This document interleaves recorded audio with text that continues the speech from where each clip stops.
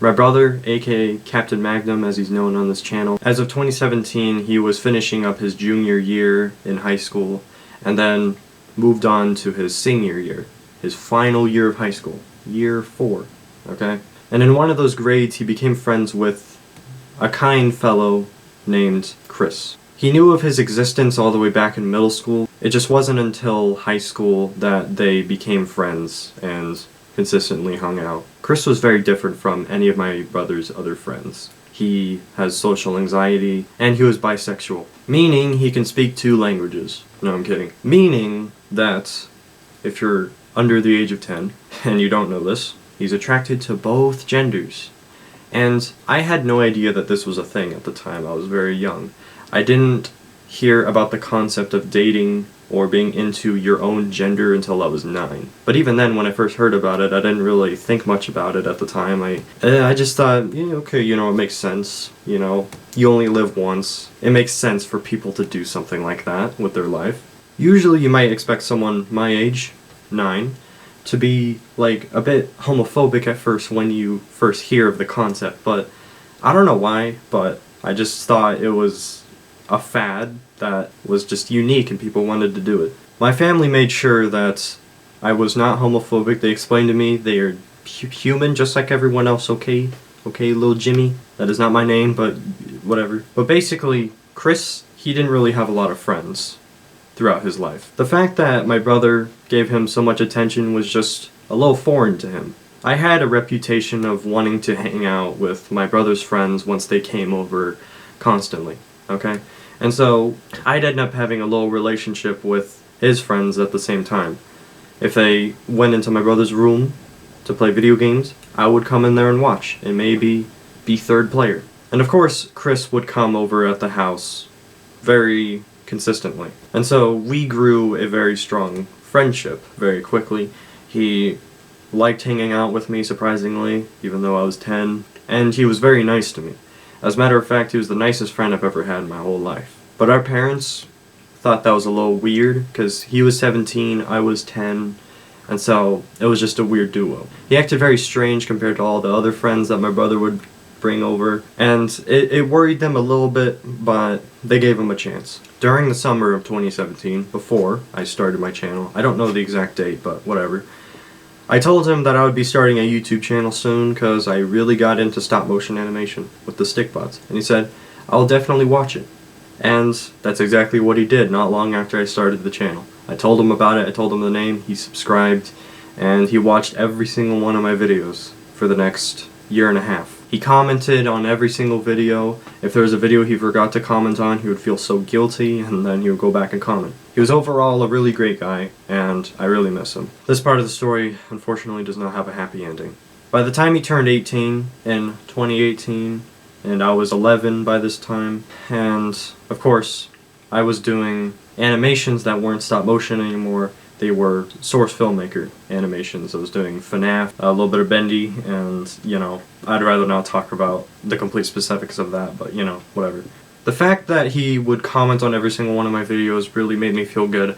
I felt like I was worthwhile, and every single one of my videos just made his day. I started uploading 3 to 5 times a week by this time, and he was loving it. He was consuming all that, giving me hours and hours of watch time every week. He would watch some videos multiple times, you know. And our relationship became closer and closer. I got Discord in March of 2018, and he logged on to his old Discord account, and we started talking on Discord, so I saw him in real life and online. And so that's how our relationship grew very strong. Looking back on it, I'd say he was probably my best friend, but, you know, Dr. Fuzzyface exists. The guy I've known since 2nd grade, and has always been my best friend. My point is, I hung out with Chris more than my best friend. The more and more that Chris would come over to the house, the more and more my parents would know more about him and kind of see how he acts around people. Like I said earlier, back when he was 17, my parents didn't think much about it, but now that he's 18, they thought he was a predator. Or at least they had suspicions of him being a predator. Which of course didn't make any sense to me at the time, because of course, like I also said earlier, he has anxiety, social anxiety to be exact, and he's just a little different, you know? The vibe that my parents got from him was him being creepy instead of him really just being nice. And by middle school, Chris would constantly get bullied. He was very insecure as a kid, and he still got bullied in high school. And so he became even more insecure as the years go on. Not only that, but there were some other private things that were going on in his life. He was getting brain surgery for whatever reason. I don't know exactly why to this day, but you know. A lot of stress in his life was going down, and he became very depressed. Like, actual, depression. He went to therapy. His therapist like, yeah, you're depressed. You need to do this and this to not be depressed, you know. Whatever therapists do. And every time we would be talking, it would make his day even more. Every time he'd watch my videos, it would make his day even more and more, you know. To the point where he became very sensitive to jokes about gay people. In the world, there's a thing called slurs, okay? Now, I'm sure everyone watching this video will know what I'm talking about, right? N-word, F-A-G word, D.I word. Nobody knows what I'm talking about when I say D.I. You gotta be very intelligent to know what I mean. There were slurs regarding race and sexualities. And there's this one word that I thought sounded very funny. I thought it was just an insult, nothing more. It was the F-A-G word. Yeah. And I saw it in a meme on Discord. And I sent it to Chris because I thought it was very funny. And he actually started tearing up, I assume, and told me that he's very offended, and I was like, what's the matter? And he said that that word is a homophobic slur. And like I said earlier, he's bi, and so he's very insecure about that. And, you know, when someone might make a joke about Homo sapiens, if you know what I mean, he'll kind of take it to heart, even if it's not even towards him. And so I said I was sorry, I'll never post a meme with that word ever again, and, you know, whatever. Not only did I always send him memes that I would accidentally offend him with, but I would say jokes that would also offend him. Some of them wouldn't require a slur, it's just like, I don't know, I'll say something. I don't remember exactly what I would say, because kind of a while ago, but you know, I offended him frequently on Discord on accident, and so it got to the point where he started saying that he would feel very suicidal time to time because of it, and you know, and that scared me, and I knew what the word suicidal meant, and so it really scared me. I didn't want to be responsible for someone taking their own life. And so I decided to delete that Discord account so we wouldn't talk on Discord anymore. And he's like, please don't, but I did it anyway. And so we can only talk in the comments section of my latest videos from now on.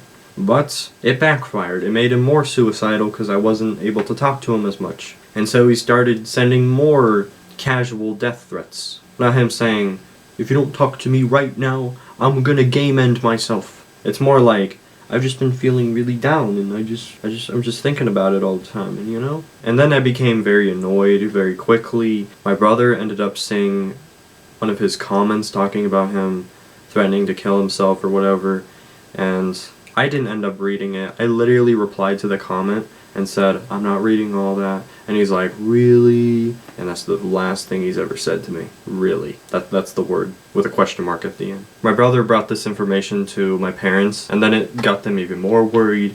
They decided to cut our relationship off. Chris is done. His suicidal thoughts is not my responsibility, and neither is it theirs. That means no more coping with someone with anxiety, and no more consistently nice comments on my videos for the rest of my career. From there on out, I slowly began to upload less, because not only were my videos getting harder to make because the quality was increasing very rapidly, but I wouldn't just constantly get on my videos, hey, this is a great video, I want to see more of you do this. Very, very slowly I became more demotivated, but not totally, just slowly. It's like a thing that happens over time in this story, but you know. I began to change my content a lot throughout my entire career, and you know how it is. A few months after me and Chris were not friends anymore, I start 7th grade in middle school. I meet this other guy that I end up becoming friends with. His name was James. Me and James first met back in 6th grade during lunch. Although we didn't really talk much, since the only reason we knew of each other's existence was because of a few other friends of mine that happened to be in the same team as him. Which, of course, a team is a separate group of teachers that teach one portion of the same grade, as another team teaches another portion of that grade. and so on. It just depends how many students are in the grade. There'll be more and more teams. Usually there's 2 or 3 teams in each grade. But let's just say that we don't really see each other before or after lunch. Only during lunch, as the entire grade mingles once throughout the entire day.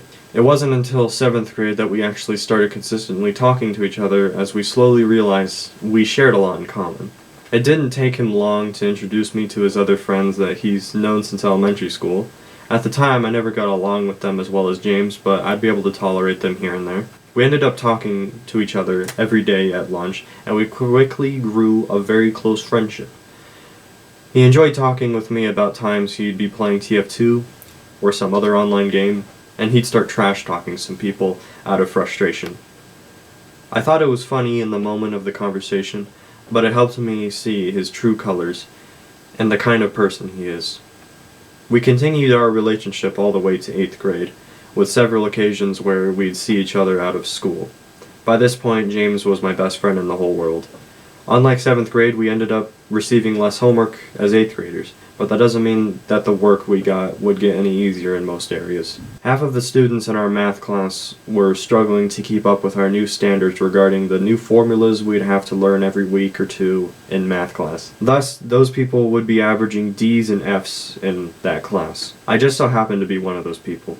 James must have been getting C's and B's, or at least that's what I'd assume. To get grades that good compared to kids like me, it would be almost impossible to not be at least a little stressed. By quarter 2, James was not having it anymore. He completely changed into a new person due to all the stress from our classes. Day after day, he'd feel the urge to scold me, or simply insult me to let out some steam. Sure, can you blame him? If I was as toxic as him, then I'd totally be doing the same thing to people. The one problem that I had with it was the fact that he'd say this stuff to one of his closest friends. Sometimes I'd bring something up that only gay boys would talk about, and it would make him uncomfortable. He'd start shouting at me and say stuff like, "Shut the heck up, you gay ass." Of course that's censored a little, or something along those lines. I thought it was strange that he suspiciously would rip on gay people, seemingly unironically, day after day. I confronted him about it someday out of confusion, and he came out to me one day and said, "He's legitimately homophobic. Crazy. And he thinks gays are disgusting people. I don't know if he still thinks this way nowadays. Let me be clear. That's better. But this was very shocking information coming out of someone's mouth in 2019. No more clear. Thank you. Let's continue." Everything he's ever said throughout the 1 year of talking to him made sense. It was a growing trend in the gaming community to jokingly act gay around your friends for a good laugh. And I thought doing that was funny. So I'd act super sus around him. So he'd always start screaming at me, telling me to shut up or stop, because it legitimately freaked him out. I never ended up being gay as I was finishing up puberty, but I knew several people at the time that were gay. And when I told them that James told me he actually hates gays, they were like, "I'm not surprised." James ended up becoming a generally toxic individual in 8th grade, and it hurt many people around him. He openly insults people based on what they draw, play, and have a general interest in for almost no reason at times. He ended up quitting Fortnite nearly halfway through 2019 before 8th grade started, by the way. So even though he's literally 50% of the reason why I got the game, Fortnite, popular game in 2018 that came out in 2017 but only didn't come popular until 2018.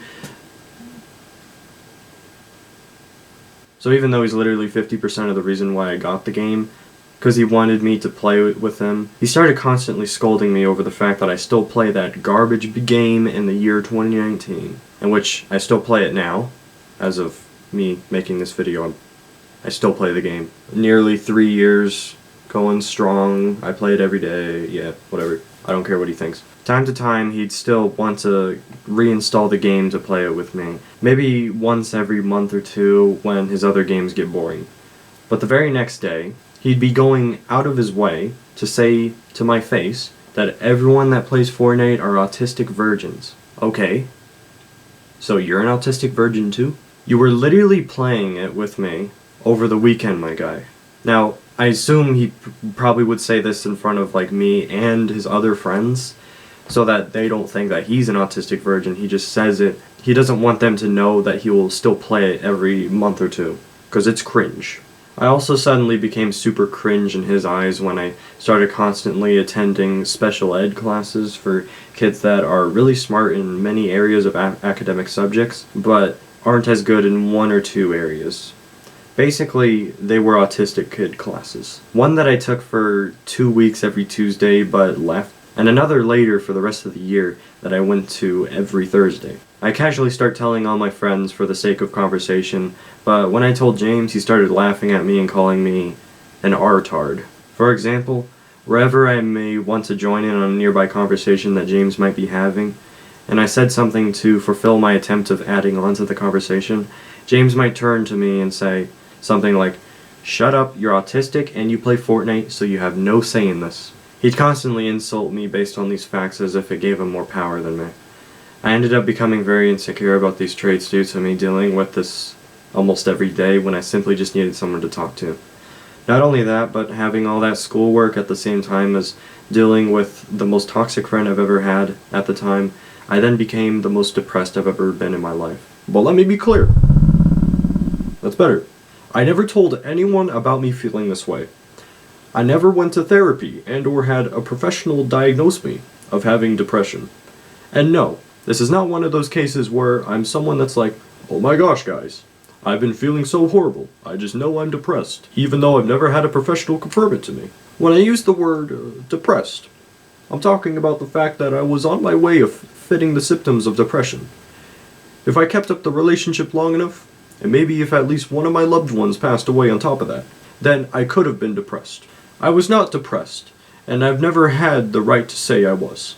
You only have the right to share information like, "Guys, I'm depressed," sad face, when you legitimately have that information given to you by a professional. You can have other ways of confirming, however. You can just simply know yourself what depression was like years ago, and you're feeling the exact same way now. That's fine. But when it's your first time being as sad as you may be currently, there's no such thing as a self-diagnosis.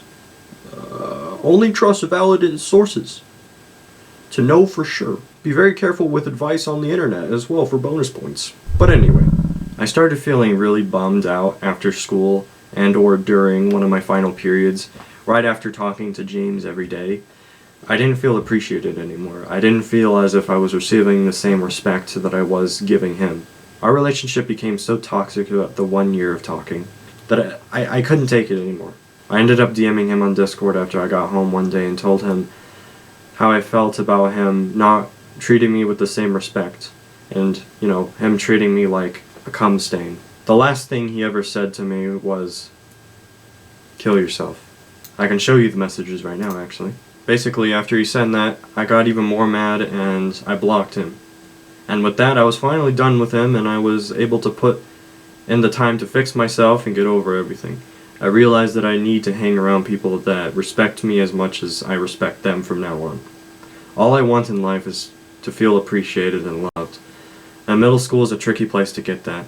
Because of how much he changed throughout middle school, he became a person I did not like. Alright, future me is back. I'm back in this video. Let's go. You're not gonna escape me. Heck no. Alright, so real quick, I just want to say, basically me just like telling my story of how I just didn't like hanging out with James anymore and all that. I just kinda, I guess you can say, it just like sparked up some controversy. It's not like a mainstream controversy. By that I just mean like, a lot of people can easily agree that this is just me being ultra sensitive and I just cannot take a joke. Like the majority of the people that I might tell this story to would just flat out say, "You're just sensitive, shut up." At the time, yes, that is very, very true. Let me be clear.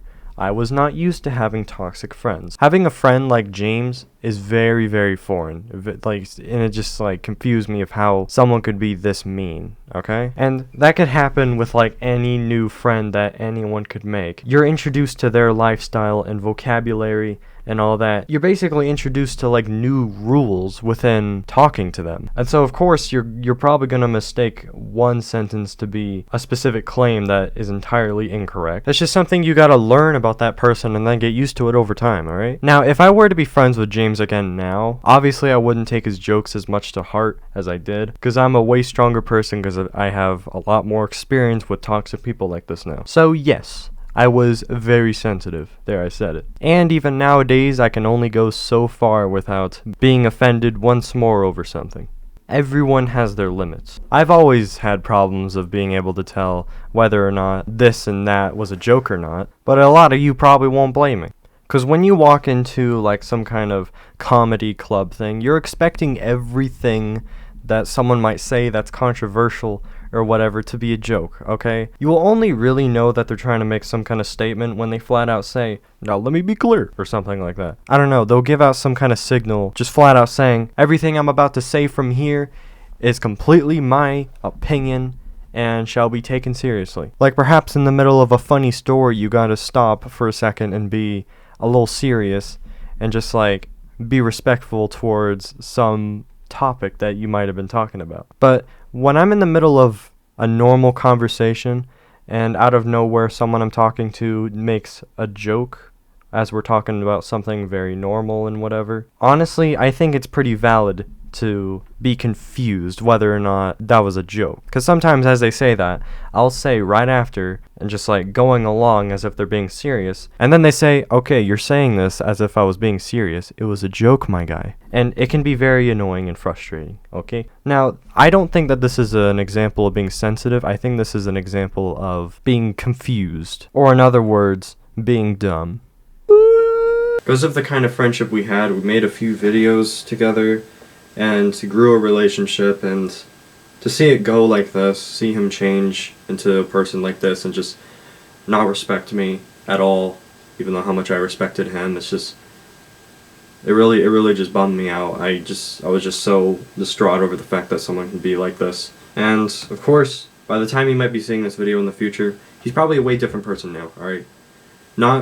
I doubt he'd be someone that I would want to hang out with, but he's probably a lot nicer, I don't know. If you have the urge to go out of your way to harass him, if you end up finding any social media of his in the future, just don't bother, okay? Even as this video is up, don't bother to harass him at all, okay? Because he's probably different right now, as we're speaking, as I'm speaking. I'm not talking to anyone, I'm talking to a camera. But I highly doubt it, okay? I'm in a Discord server that he's also in.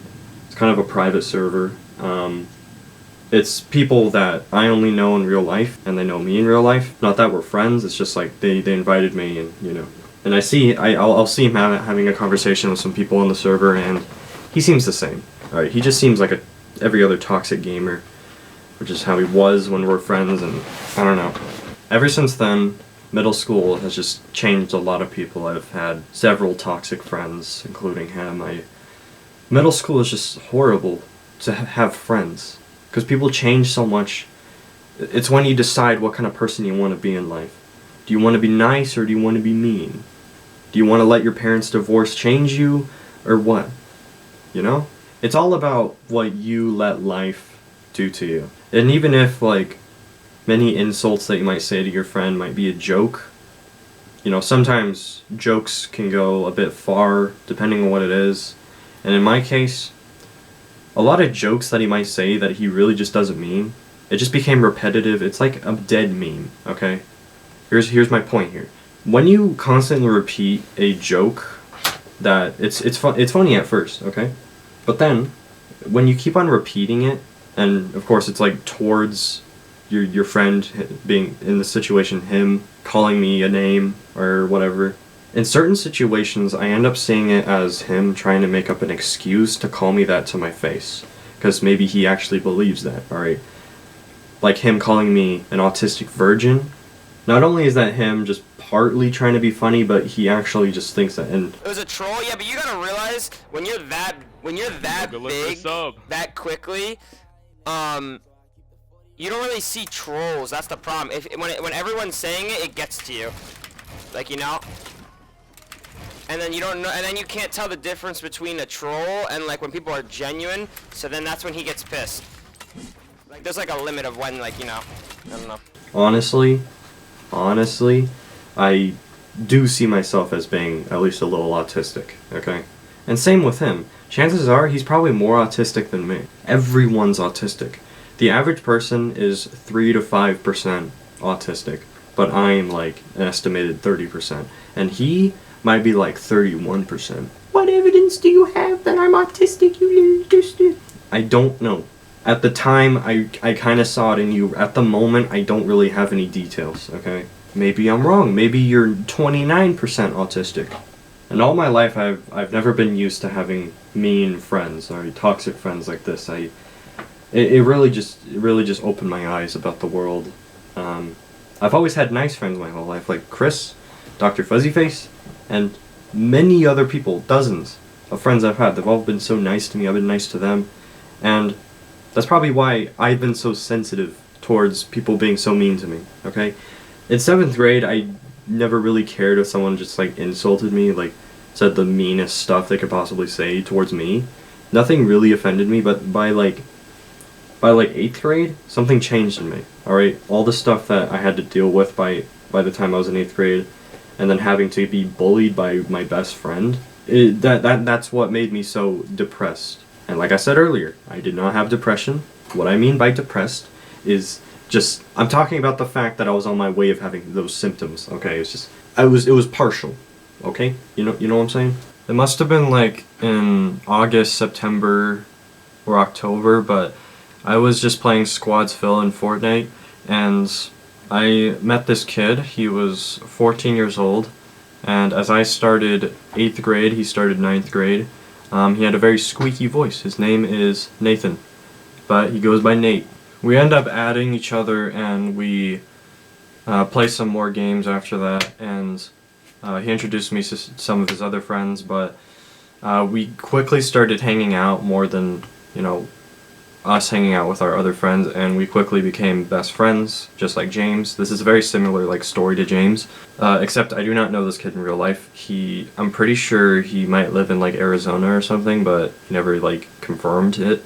I ended up realizing he's a very funny guy. I wasn't super funny. I was kind of antisocial at the time. The fact that I ended up talking to him at all in Squadsville is just a miracle. Because a little bit before that, I was not talking to people at all in duos or Squadsville. I just kept silent because I just wanted a teammate. I was very lonely, It wasn't until then that I just started being more social and stuff. Started saying stuff to people. I wasn't super social. I was still very quiet. I mumbled a lot of things I said.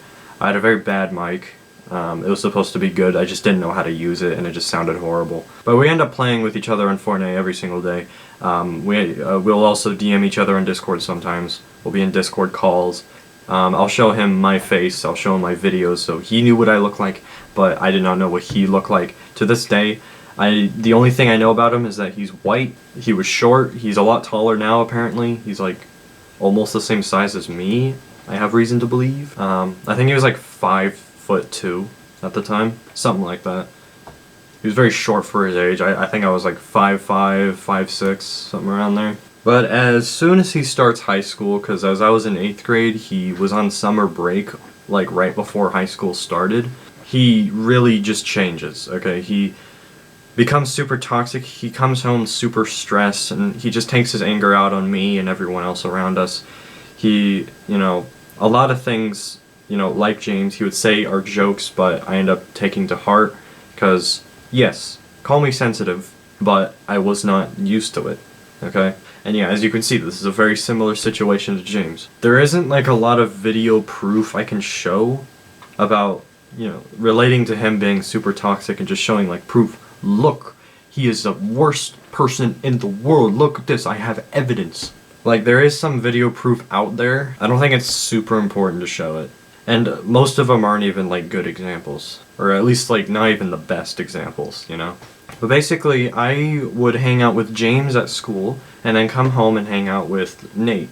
And sometimes I would hang out with both of them at the same time. That doesn't really go out very well. They hate each other. They do not get along at all. Yeah, whatever. So basically, you can imagine this was extra stress, okay?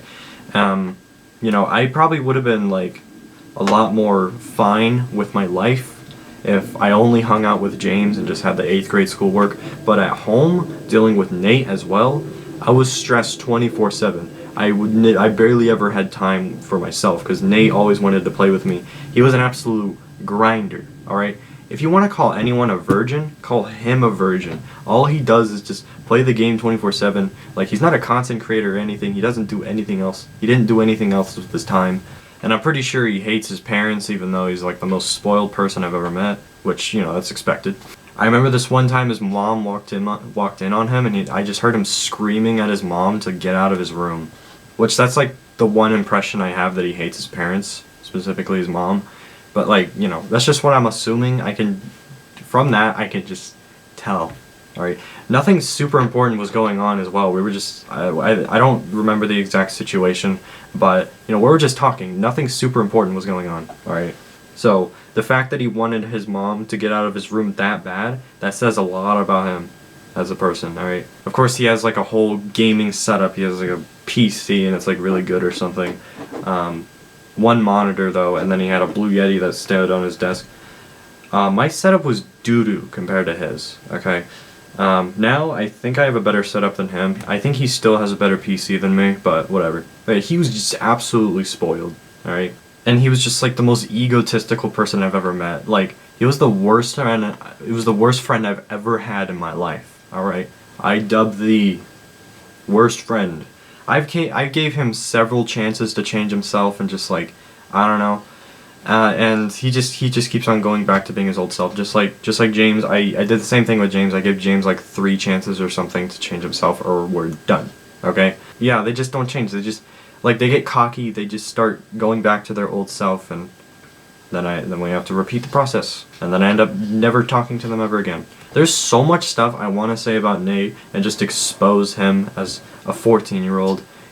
But whatever. It's a bit irrelevant now. He's 15, and he's a lot more mature. He has a deeper voice. He used to be a squeaker, even though he was 14. But even though he could kind of prove to me that he was different when he hit me up one day recently, I still didn't want to hang out with him, because he seemed to be such a different person that he still didn't seem like someone I wanted to hang out with. He seems so lame, because the kind of people that I like hanging out with are slightly toxic, and all they do is just complain about stuff, and I like personalities like that for some reason. I watched like quite a bit of commentary channels where all they do is just complain, not important who they are, but you get it. And I just like personalities like that. It's weird, I know. The friendships end up going too far, and like, you know, their personality ends up going too far when I'm hanging out with someone, when, you know, they start channeling those emotions on me, and that's when I kind of had a problem with it. Mighta sorta. But basically, Nate quit Fortnite, like, I don't even know how long ago. All he does is play Call of Duty. And if I were to be friends with him now, all he would do is just bother me and get on to play Call of Duty and stuff, and, you know, at some point you might get the memo, I don't want to play Call of Duty all the time, and he would probably stop bothering me less. But maybe he won't do that. I don't know. Sure, maybe I am in the wrong for not giving him another chance and seeing how different he really is, to know for sure I do not want to hang out with this guy. But, I don't know. All this stuff that he did in the past, I was just still so mad about.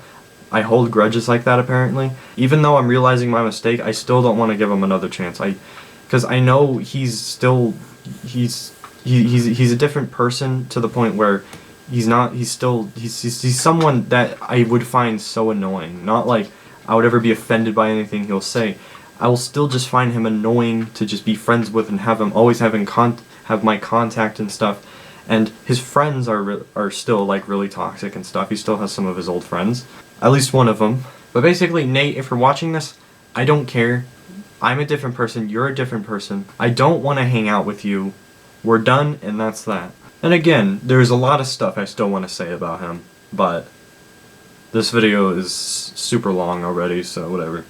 Okay, one more toxic friend. Now, this is a lot more recent. One day, as Fortnite Chapter 2 starts, he ends up introducing me to one of his friends named Matthew, but, you know, his name at the time was Band-Aid 2007, and he was also kind of a squeaker. His voice was a little deep, just a little bit, and, yeah, so we played some games, and, you know, got off and whatever, we became friends.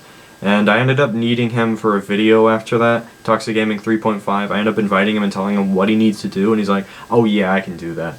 And he smashes it, alright? Toxic Gaming 3 is like, you know, some of my friends' like favorite Toxic Gaming episode. That was a good video, I think. It's just the editing, I didn't really put too much effort into the editing. It didn't take me too long to edit it. It must have been like a week worth of work. I don't know. That was like the last time we talked until like months later. I end up seeing that he's online. I whisper him. I use the whisper function on Fortnite, and I tell him, I uploaded the video like months ago. My man, you need to see it. It's so epic. And by this time it was Chapter 2, Season 2. Okay? You know, the season where there's a bunch of gold everywhere.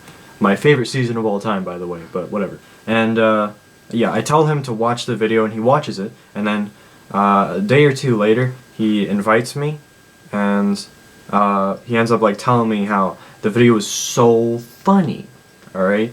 But one thing he had a problem with is the fact that I censored all the cussing. That's cringe. But whatever, I didn't care.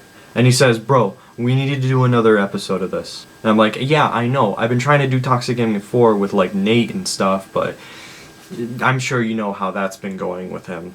It's just I've had no one to do another episode with. And so we start like making plans on like how we're gonna do this. He says that he has some friends that can join, and you know, the only person that ends up joining is the gamer girl Cam.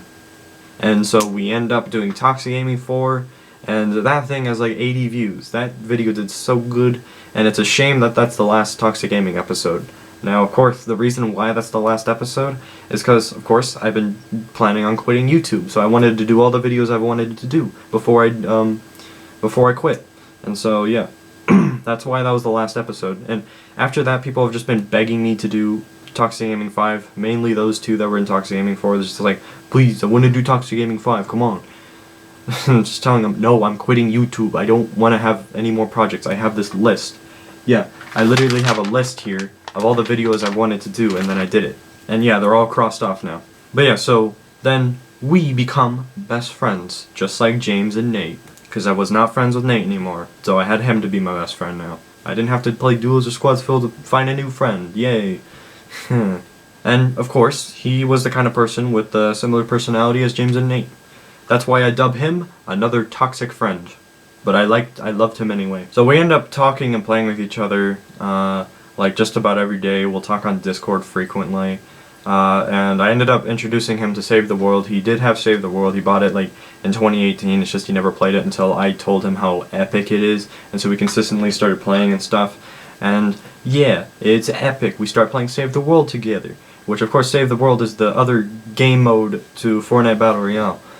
It's just, you know, it's the game mode that failed. It's the first game mode that ever came out in 2017 that they've been working on since 2014. It took a very long time because the team is very small in Epic Games. And like, yeah. And I like it a lot better than Battle Royale. Alright, I play it all the time. I play it every single day. Okay, I'm getting close to quitting because, you know, there's only so much you can do, but, you know, by the time you're watching this video right now, I probably quit, you know, but whatever. So that only grew our relationship more and more. We were the perfect Save the World duo. I ended up helping him grind out the game. He got to like above power level 100 in just like a month or two. Like, we grinded really hard together, and it was great. I enjoyed it. I enjoyed going back into Stonewood, Plankerton, and Canny and all that for the nostalgia of first actually liking the game, and I'm sure anyone would. But it up until recently, of course, let's go over the specifics of what made him a good friend, what made him a bad friend. So, of course, he's had a very similar experience with Nate, back when they were a lot closer. Nate always took his anger out on him, and, you know, it actually gave him depression, alright? He actually got diagnosed with depression from Nate and other stuff in his life, and so he knows how bad of a friend Nate was, and he knows that people like that are horrible human beings. That's exactly how he kind of ends up acting, just slightly, you know, a bit more than slightly. I don't know. He becomes the next Nate in my life. Okay, a lot of stuff that Nate would do, he starts doing, but he may argue with that. He claims that a lot of stuff that Nate did that I would start doing, I think the main thing is being egotistical. I don't entirely know what he means by that. There's probably some other things that he thinks. Like I have like a whole DM message thing on Discord right now, but well, I'll get to that later in the story. Of course, he's still in middle school. I started high school and stuff, and I am like more or less like in a place in my life where I've figured out who I want to be. I am the person that I might stay as for the next few years, okay? Until I'm an adult. He is still in middle school. He started 8th grade at a certain point, and he's still changing. He's still changing into a new person. Some things that he starts changing into I really like, and then other things that I don't like him being a lot more toxic. He literally like turns 13 and he just becomes very toxic, just like James. Alright, all he does is complain. And he judges people frequently. And as usual, there's a lot more specific things than that. But that's either a story for another day for all three of these people, or I'm just never going to tell it. I can probably tell all these stories like privately in certain situations, and maybe someone might, maybe I'll make like a highlight about it, but I don't know. And so even though I thought that our relationship was continuing to do well, despite occasional arguments, there was like a certain point in our relationship before we started 8th grade where like we would argue all the time. But it's just like we're continuing to get to know each other, and so like we kind of like change a little bit, and then our relationship works out a lot more. But in his eyes, our relationship ends up getting worse. You know, in my opinion, I thought our relationship was fine. There are certain areas that I would agree was getting worse. We kind of started arguing a bit more, and just him started like having problems with like how I might act. Like he says that I'm very cringe. He says that I remind him of when he was 11. He does not like his 11-year-old self, which, you know, kind of gotta get over at a certain part of your life. But whatever. That's his mind. Nothing I could do about that. Whatever's cringe is cringe. You can't help cringe. All you can do is just like help people mature out of thinking things are cringe. Like there's nothing you can do. That, in my opinion, that's how cringe works. And so he decides to send a paragraph to me. I mean, multiple paragraphs. Some of them are really tiny, but whatever.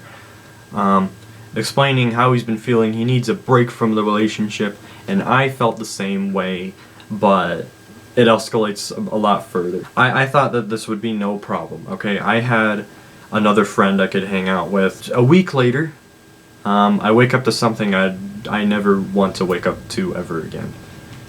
He sends me another paragraph saying how he is completely done with the relationship, and that bummed me out for like 3 months, and I'm still super bummed out about it. I almost just start crying myself to sleep just thinking about the good times we had and what he said in these paragraphs, and just like there's nothing I could do. Like after he sent this paragraph, I read the first sentence and just put my phone down and just laid there and closed my eyes. And of course I didn't start crying. I just wanted to. This is like the best friend I've ever had. I probably wouldn't have thought that earlier in the relationship, but you don't know how important things are until you lose them. You know, if I ended up making this video around the same time that this happened, I'd probably be like crying right now telling you this, but I'm not, because I'm starting to slowly move on. It's very hard. I still don't have a best friend anymore. The friends that I have are like, they're either fake friends or they're barely friends at all. I barely know them. It's just, you know, we'll talk and hang out, but it's whatever. And I don't have anyone to play Fortnite with anymore. I just play alone. I play duos fill. That's it. I'm a solo player now, and I hate it so much. I would rather not read this out loud. You can just read it for yourself. I don't want this video to be super duper long just from reading this. I already read those paragraphs that I typed out about James. I don't want to read anymore. Basically, you can read this for yourself. I never said anything after he sent his final last words to me, because I knew there was nothing I could do to convince him. From what I've read now, I ended up reading the rest of the paragraph that he ended up sending, saying that he doesn't want to be my friend anymore ever again. I ended up reading the rest of it like almost a month later because I was so like scared to see what he'd say. All I know is he doesn't want to he doesn't want to talk to me ever again. And yeah, just so you know, Matthew, you're probably watching this video. That's why I never replied. I would have replied if I ended up reading the whole thing, probably like a day later, I don't know, but I didn't, because I didn't want to bum myself even more. I'd probably actually start crying if I did at the time that you first sent the message when I woke up. And yeah, like I said, I'm not gonna argue about this because I know there's nothing I can do to convince you. I would love it, even now, I would love it if you just turned around and said, you know what, never mind. My life has been so boring without you, senpai. Take me back. I would totally say yes. What we had was something I've never had before. And like I said, I didn't realize it at the time, and also, like I said earlier, you don't know how important something is until you lose it. Friends like these three people are, they've been proven to be replaceable, but specifically Matthew, or as he goes by now, 6 pounds too deep. At this point, someone like him, the person that he changed to, that's irreplaceable. And this does kind of remind me of the little rant that Deji did,